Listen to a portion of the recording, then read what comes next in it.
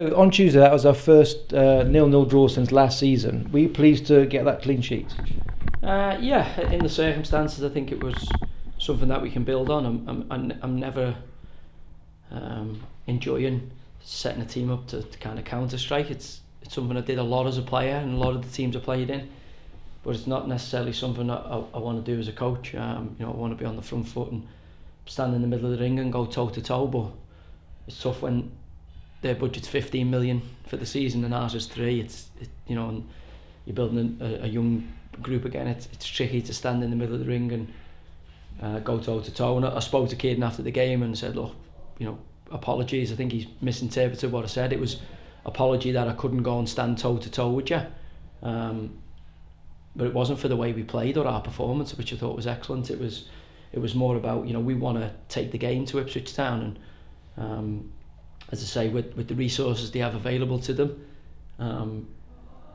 it's tricky, and certainly the run we were on, it was tricky to do that. I felt our best chance of getting a performance and a result was to be a little bit more cunning and try and sit to counter them.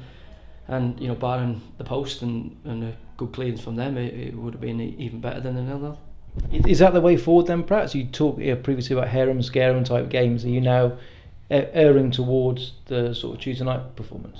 No. Just, Ipswich have got virtually 2 players for every single position, and I also knew how nervy they were.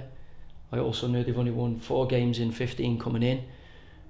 They're sitting third in the table, but there's a lot of people closing in on them.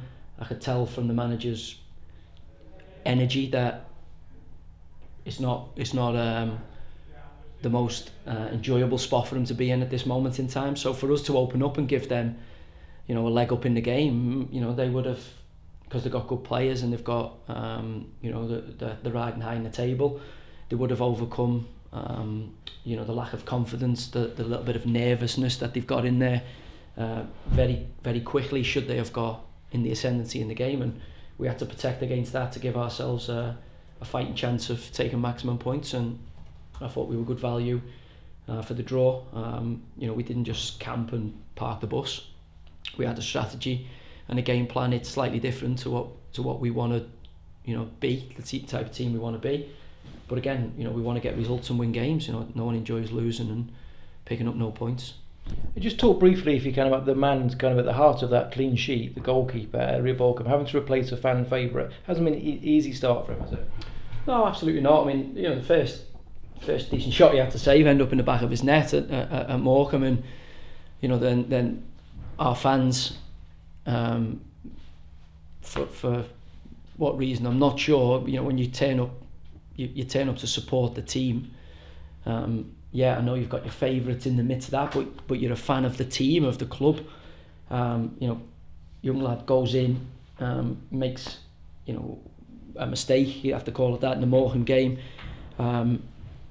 Then has to deal with the kind of noise from the fans, which can't be easy for anybody. You want a new audience to receive you warmly, and then even Tuesday night, as I said after the game, come and support the team. Like that's the key. The club is bigger than any individual player and any individual moment. It's something that you commit yourself to when you become the supporter of a football club, and you turn up, and if things are going wrong, no problem, voice your discontent, give it to me. I used to be the one who cops at the manager, give me the stick after the event's taken place. But people are shouting after 1 minute for Belly, and I'm like, you haven't even, this kid's playing in the Premier League. This is a Premier League goalie we've got some young Premier League talent in Lamar, in Jarell, and obviously Ellery. Support them, give them your back, and let's the grass can sometimes be greener. Sometimes you can get better than what you've had before. Well, look, we are back in front of the same crowd again at home on Saturday. Burton Albion, at their place earlier this season, they had a man sent off very early on. We put a load of goals past them.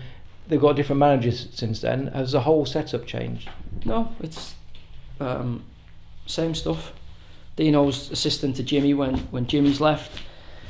Dino's gone in and much of the same. Centre half playing in midfield, 5 at the back, relatively straightforward from back to front. try every trick in the book. They'll slow the clock down.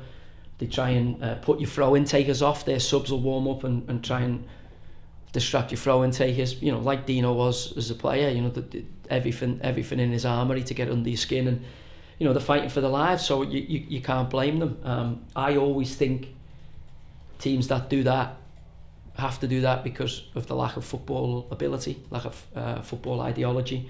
But again, it's worked for them. You know, they nearly got a valuable point at Portsmouth, barring a late goal from them.